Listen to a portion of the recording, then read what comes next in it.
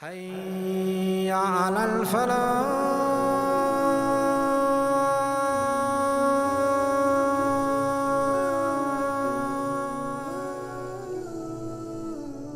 The Mongols had a swift and devastating impact on the Muslim world, devastating numerous cities and disassembling several Muslim dynasties in a relatively short period of 40 years. The Mongol incursions into Muslim territory began with the initial campaign of Genghis Khan and his sons in northeastern Iran between 1219 and 1222, when they left many thriving cities of the region to complete ruins.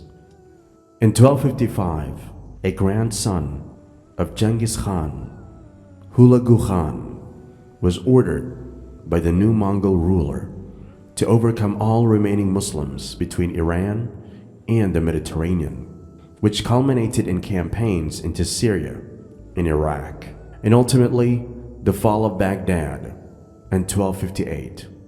Hulagu was determined to keep expanding his rule, and he defeated and ruined the remaining Islamic territories, which included Egypt, Syria, and the sacred cities of Mecca and Medina and Jerusalem. These conquests caused significant devastation and had a profound impact on the Islamic world and its historical development. It was Berke Khan who was outraged and offended by Hulagu's attacks on Muslim cities, particularly the destruction of Baghdad, decided to fight back and retaliate, ordering his brilliant general Nogai Khan to lead an attack on Hulagu's empire, the Ilkhanate.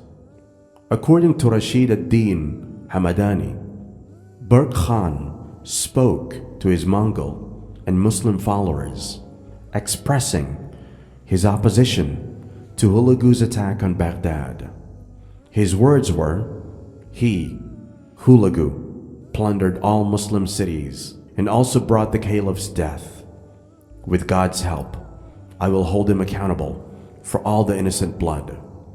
Nomadic warriors, sophisticated weaponry, and brutal tactics. This moderately sums up what the Mongol Empire is widely known for: their reputation as merciless fighters who ravaged Muslim lands, leveling entire cities and leaving nothing but death and destruction in their wake, perhaps makes their later conversion to Islam appear somewhat surprising.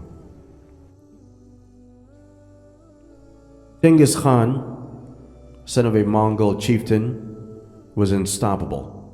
He laid the foundation of the largest contiguous empire in history by defeating influential Mongol leaders and uniting the nomadic tribes of Northeast Asia.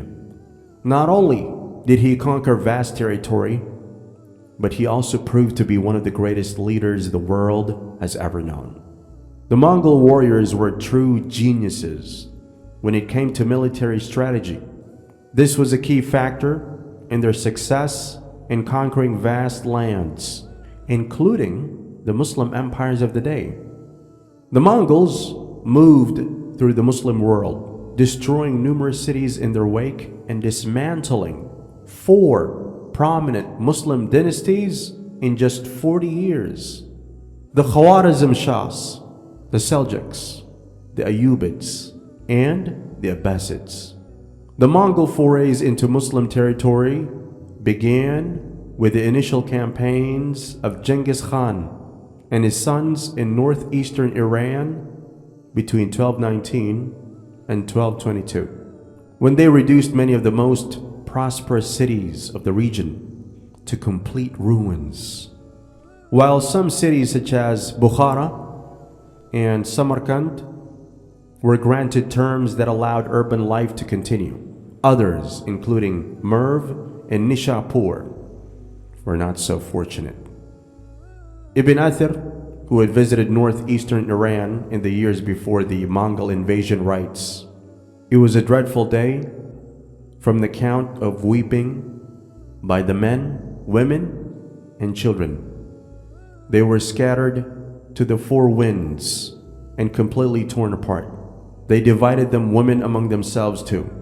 Bukhara became a wasteland, collapsed on its roof timbers, as though it had not been thronging with people just the day before. Stories such as these spread far and wide. Tales of their ruthlessness created fear and terror, ensuring that the reputation of the Mongols preceded them. This played a part in the success of their armies, and Genghis Khan himself encouraged it. Ibn Athir records a narrative in which Genghis Khan, upon capturing Bukhara, addresses the crowd. "O people, know that you have committed great sins, and that the great ones among you have committed these sins. If you ask me what proof I have for these words, I say it is because I am the punishment of God.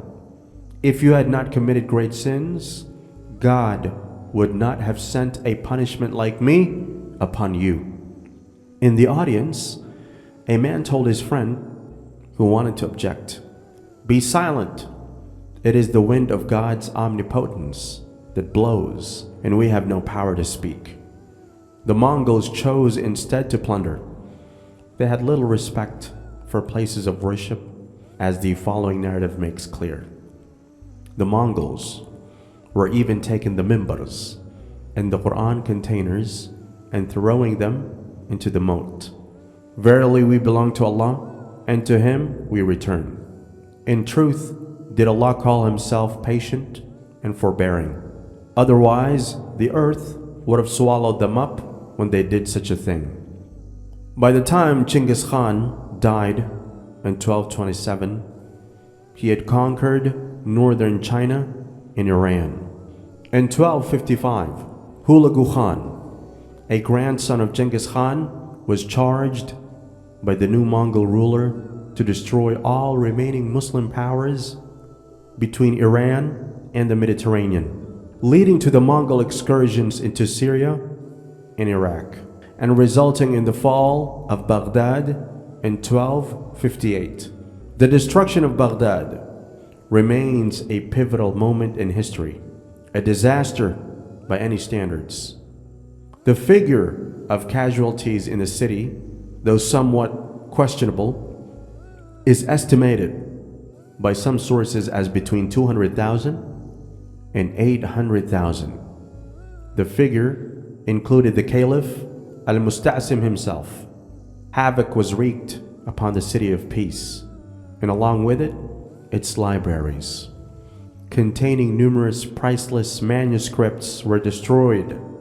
This is how the 14th century Persian historian Wasaf described the situation. "They swept through the city like hungry falcons, attacking a flight of doves, or like raging wolves attacking sheep, with loose reins and shameless faces, slaying and spreading terror. Beds and cushions made of gold and encrusted with jewels were cut to pieces.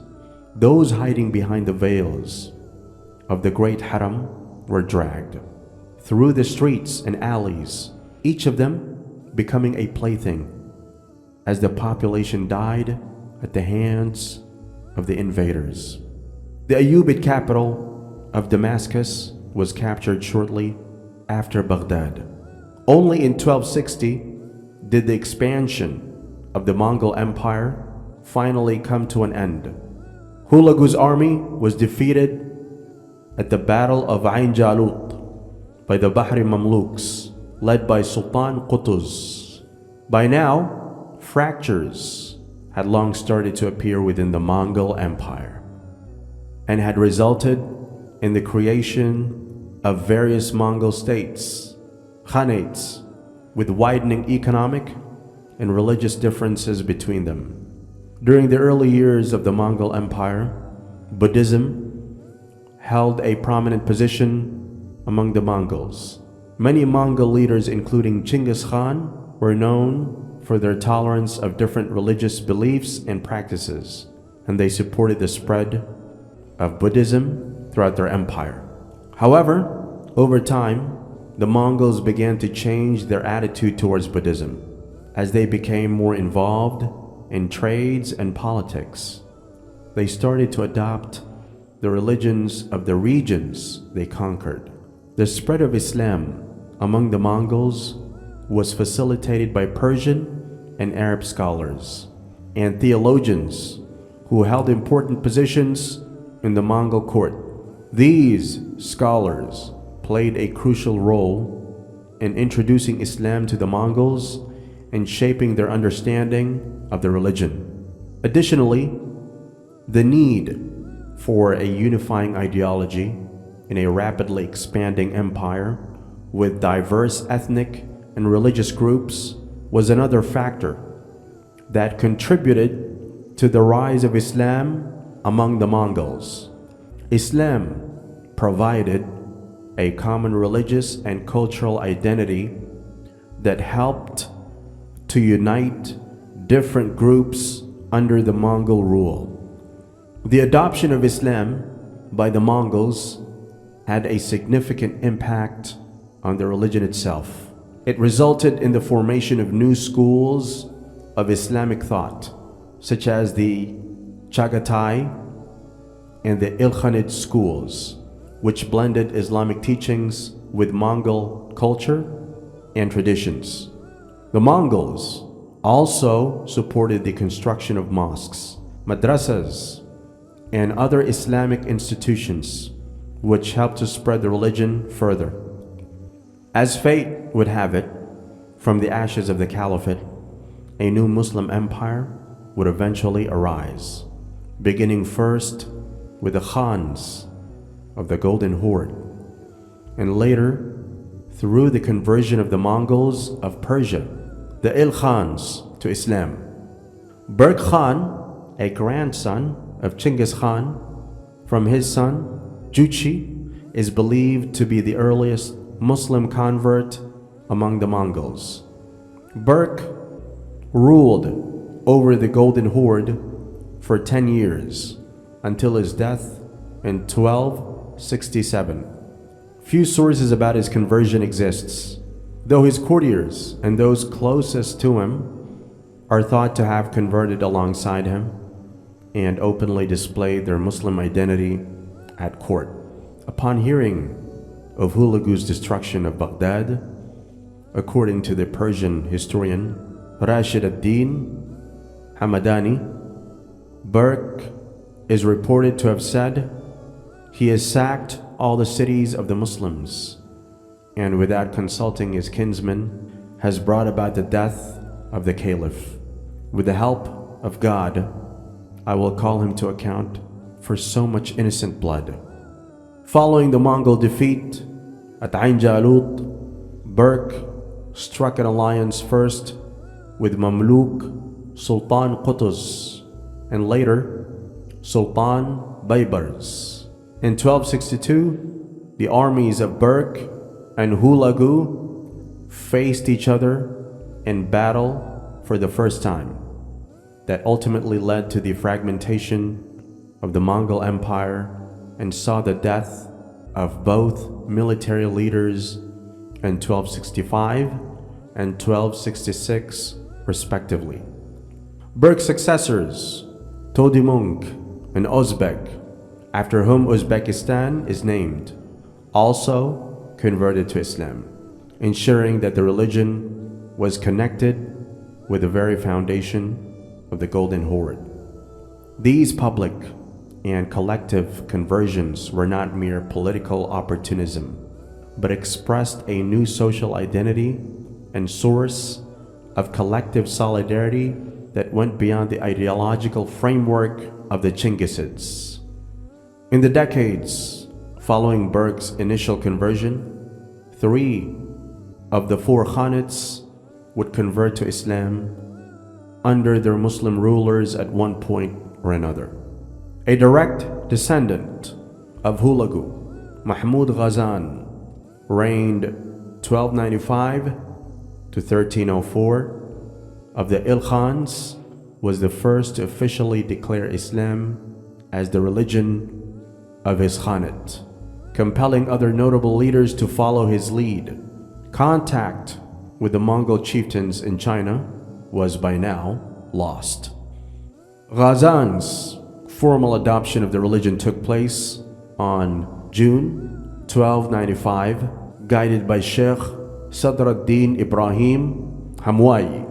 Though some have questioned the sincerity with which some Mongol leaders and notables adopted Islam, pointing towards the economic and political benefits they ensured, Peter Jackson reminds us that it is fruitless to write off a conversion of this kind as partial or insincere, since we occupy no vantage point that enables us to judge the wholeheartedness of Mongol rulers who accepted Islam.